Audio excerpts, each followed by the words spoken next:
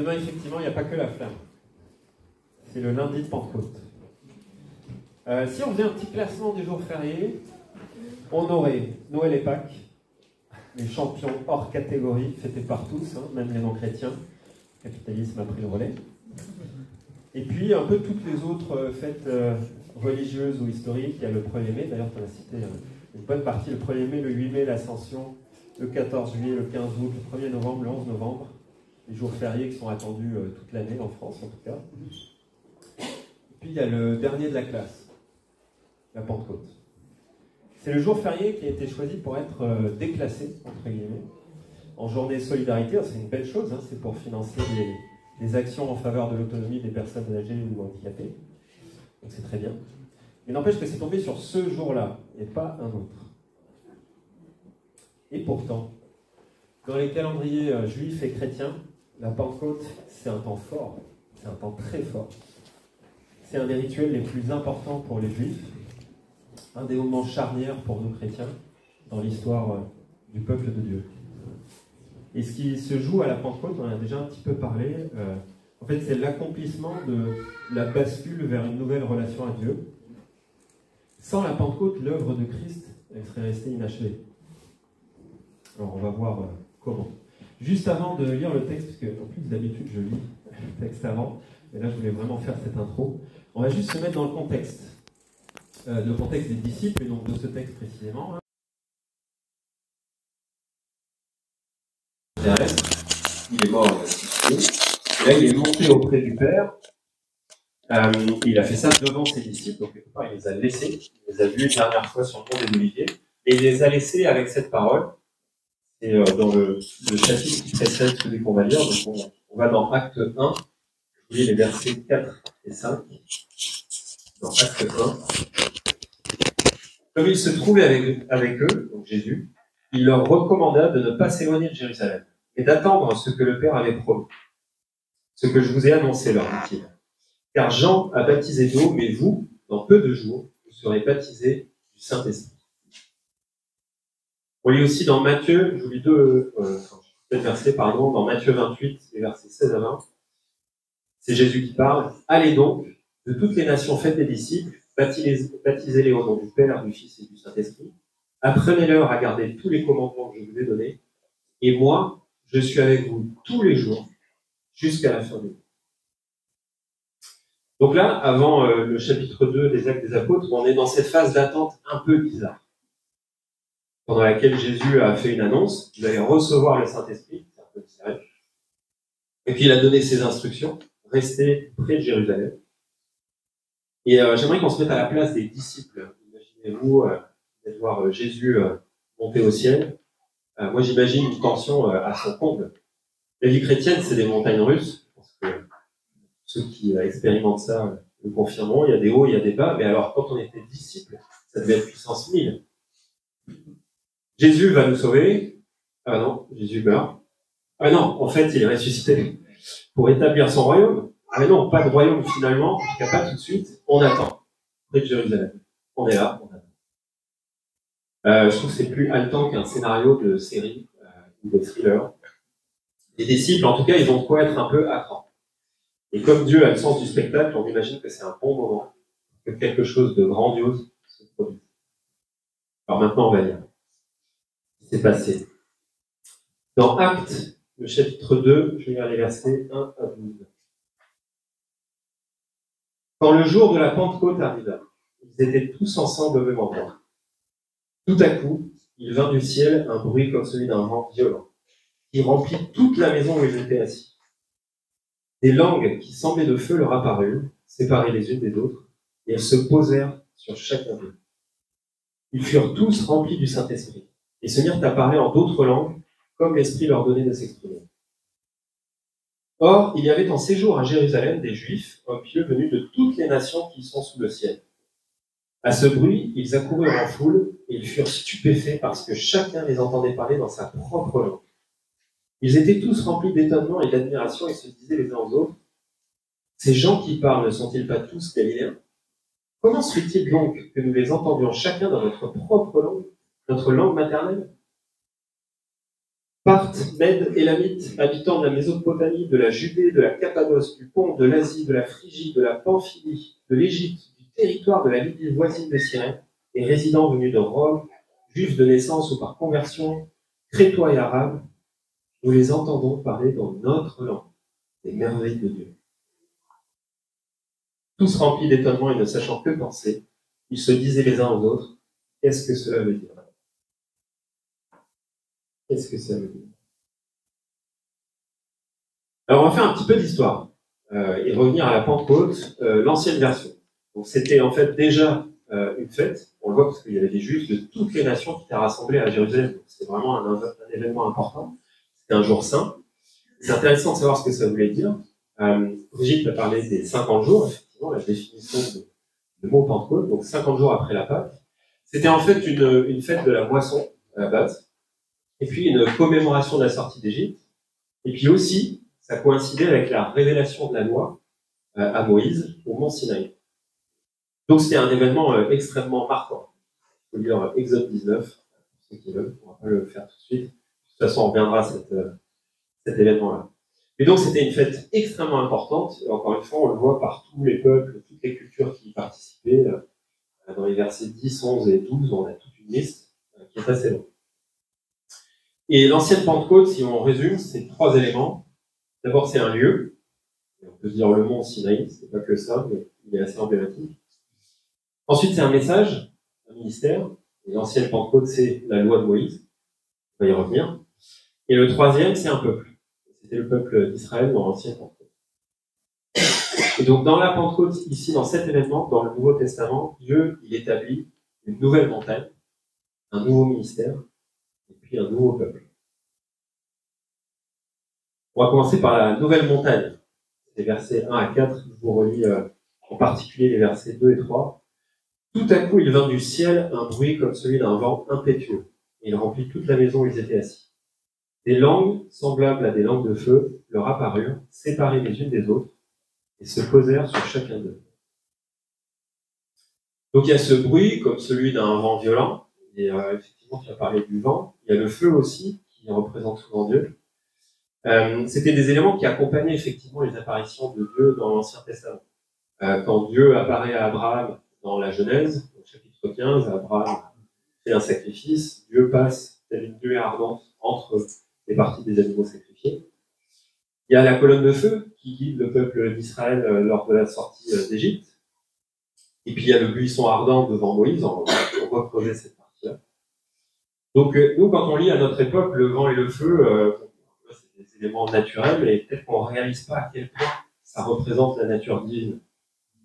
Ça semble un peu abstrait. En tout cas, on ne fait pas forcément autant le lien que les gens de cette époque. Pour eux, le bruit violent, la flamme sur les disciples, c'était du concret, c'était Dieu.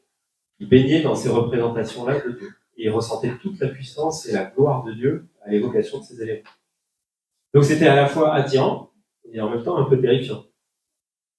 Alors même nous, si on réfléchit au feu, c'est ambivalent, il y a deux côtés. Hein. Le feu, c'est à la fois une idée de puissance, c'est beau, c'est une idée de purification aussi. Brûle des terres, par exemple, c'est pour purifier. Et puis, ça évoque aussi le danger, la mort. On ne peut pas s'approcher trop près. Donc d'un côté, on en a besoin, mais on ne peut pas vivre trop près. Et si je le dis autrement et que je transpose à Dieu, on désire la puissance de Dieu, la plénitude, mais on ne peut pas s'en approcher, parce que cette puissance, elle nous dépasse. Elle nous consumerait.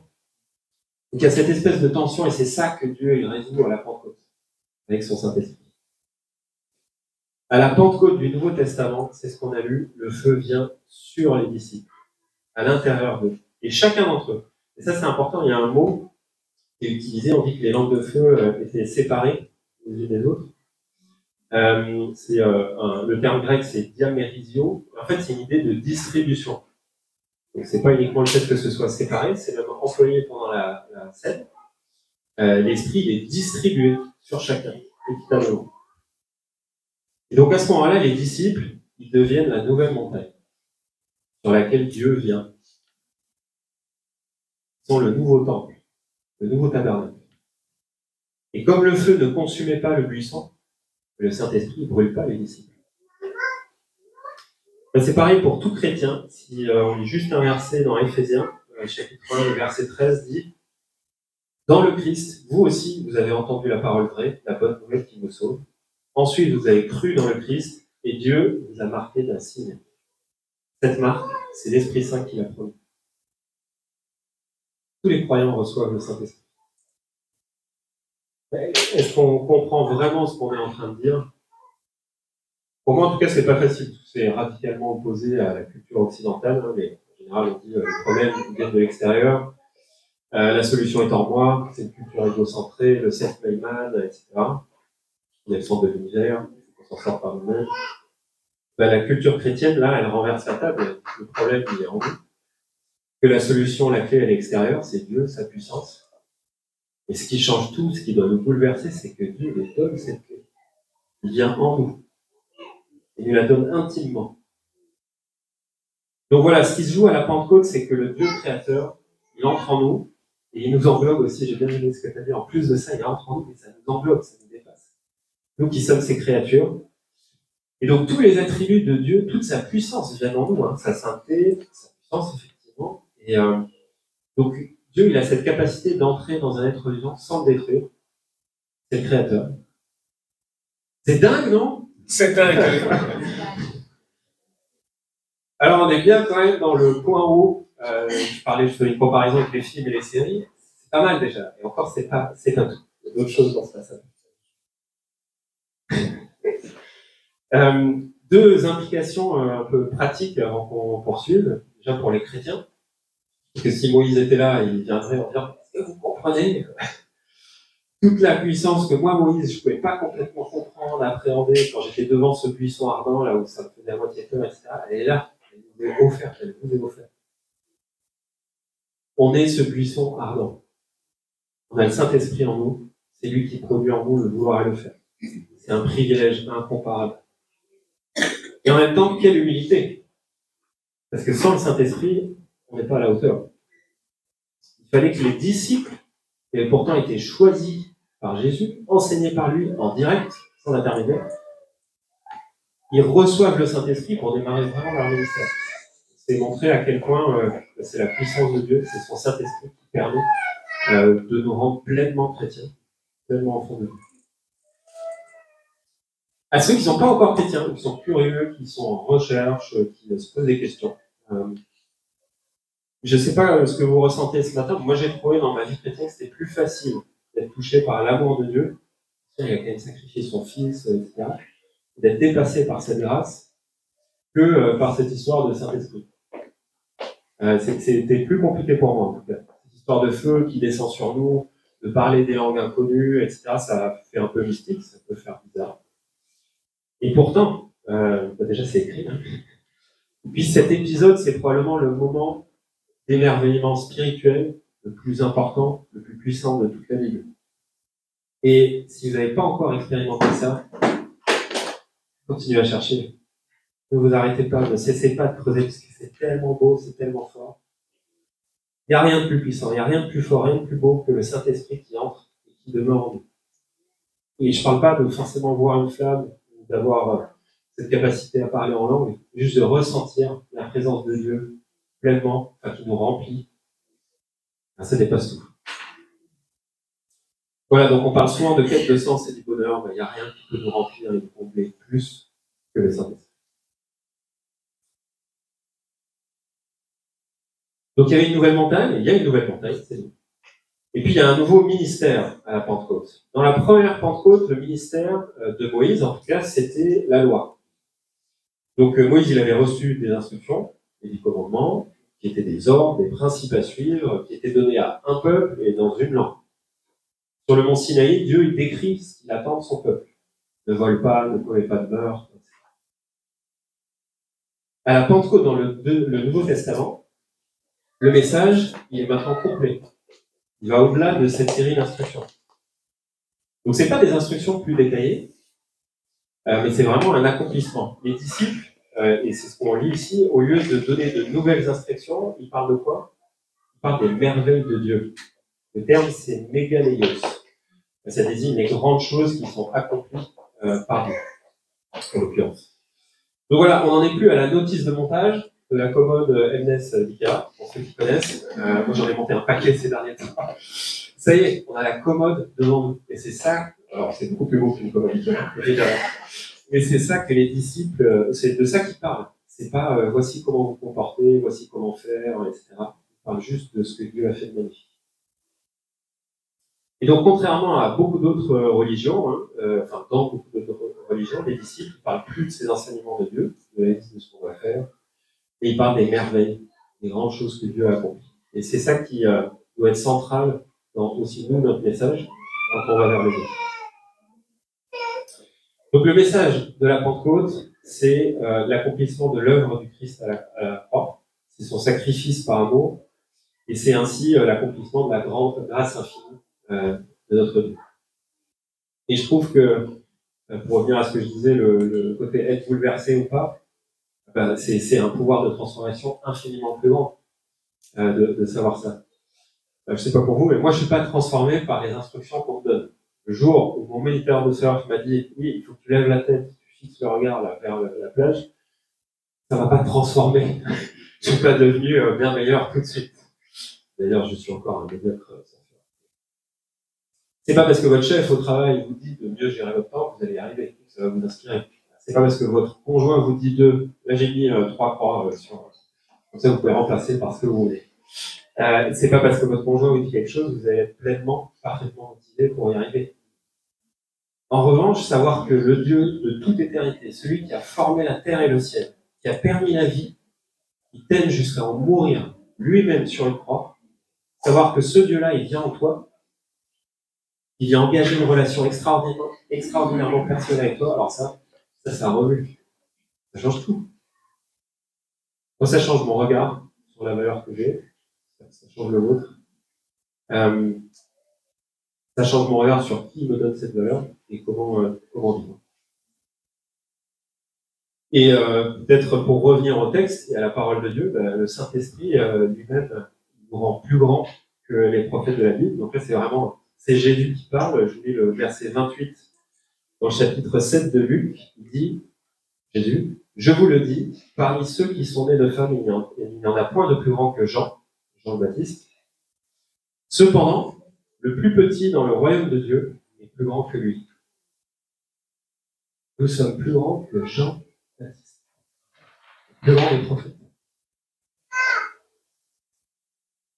Dès qu'on comprend ça, on voit que c'est plus le même ministère qu'avant. On n'est plus à venir donner des règles, des instructions, en pensant une bonne recette pour bien vivre.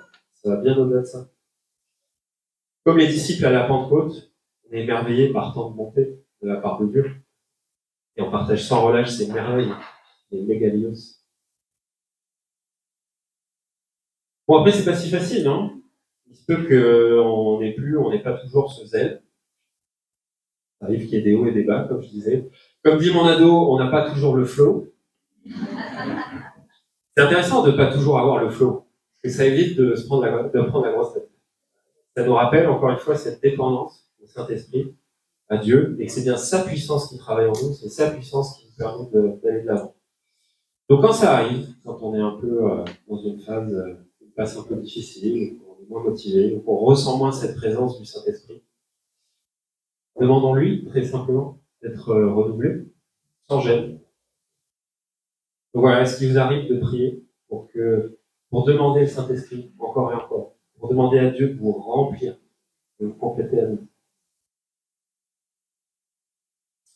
Troisième et dernière partie, un nouveau peuple, et là je parlais un petit peu de l'attitude qu'on peut avoir, de demander à recevoir à nouveau le Saint-Esprit.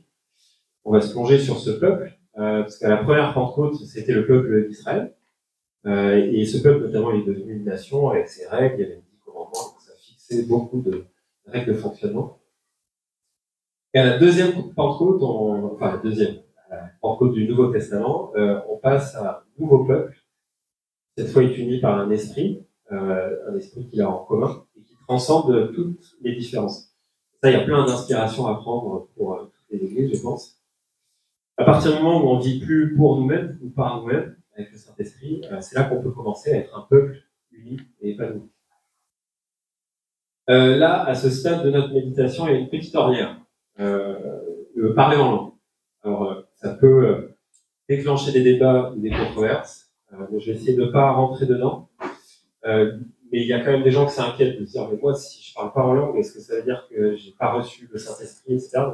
Juste traiter très rapidement ce point-là, pour ceux que ça turlupinerait. Vous voulez juste, dans 1 Corinthiens, au chapitre 12, il y a un passage qui liste tous les dons, enfin pas tous, mais des dons de l'Esprit, qui démontre d'ailleurs la diversité de tous ces dons possibles. Et il se conclut par ce verset-là, qui dit « Toutes ces choses, donc tous ces dons de l'Esprit, c'est un seul et même Esprit qui les accomplit, en les distribuant à chacun en particulier comme il le veut. » On peut parler en langue, c'est un don de l'Esprit. Il y a, dans la liste, il y a aussi celui de l'interpréter, c'est un autre don de l'Esprit. Et puis il y en a plein d'autres, des dons de l'Esprit, mais pas forcément donnés à tout le monde. Et certains reçoivent d'autres dons. Donc c'est pas le cœur du sujet ce matin de parler en langue, donc je n'y attarde pas plus que ça. Vous avez le droit de ne pas être d'accord avec ce que vous avez dit. Si c'est le cas, juste mettez ça de côté, parce que le plus important dans ce texte, c'est pas tellement le parler en langue. Ce qui est essentiel ici, ce qui se joue, c'est ce que ce miracle de parler en langue permet. Et dans ce contexte précis, ça permet que chacun comprenne l'évangile. Et c'est ça qui compte. Pas besoin d'interpréter. Tout le monde a compris directement à ce moment-là. Vous ne parlez pas la même langue. Hein. Et c'est ça qui compte vraiment ici. C'est pas tant de savoir si parler en langue est révélateur de l'authenticité des conversions, etc. Mais c'est ce qui a permis ce miracle-là à la Pentecôte. La première fois que l'évangile a été prêché par des disciples à grande échelle, ça a eu lieu dans toutes les langues en même temps. Aucune langue, aucune culture n'a été mise de côté. C'était l'ONU sans les traducteurs, en direct. Et si on regarde la liste, tout le monde était là. Hein. Il y avait vraiment des gens du monde entier. Et donc c'est notamment ce qui démarre au verset 9. Est-ce qu'il y a des fans de radio, de matchs à la radio, notamment? Ceux qui écoutent les matchs à la radio, on est sur RMC, soirée multiplex, il y a plein de matchs en même temps, on passe d'un match à l'autre. On comprend rien. En général, on comprend rien. À la Pentecôte, les disciples parlaient tous en simultané. Tout le monde comprenait. Personne n'a rien raté. Personne n'était en retard d'une info. Tout le monde a eu l'information en même temps. On n'a pas hiérarchisé des peuples pour dire d'abord on traduit dans telle langue en grec et puis après l'autre. C'était un miracle. Et c'est le seul exemple dans toute l'histoire de l'humanité au cours duquel un même message a été partagé à tant de peuples en même temps, sans artifice ni technologie. Parce qu'aujourd'hui, on sait faire des choses. Et d'une certaine manière, on peut se dire qu'à ce moment-là, Dieu ne permet plus à une langue ou une culture d'être supérieure, privilégiée, supérieure par rapport aux autres. Et c'est là aussi où il renverse la table. Son message, il est universel. Il n'écrase pas les cultures et les différences.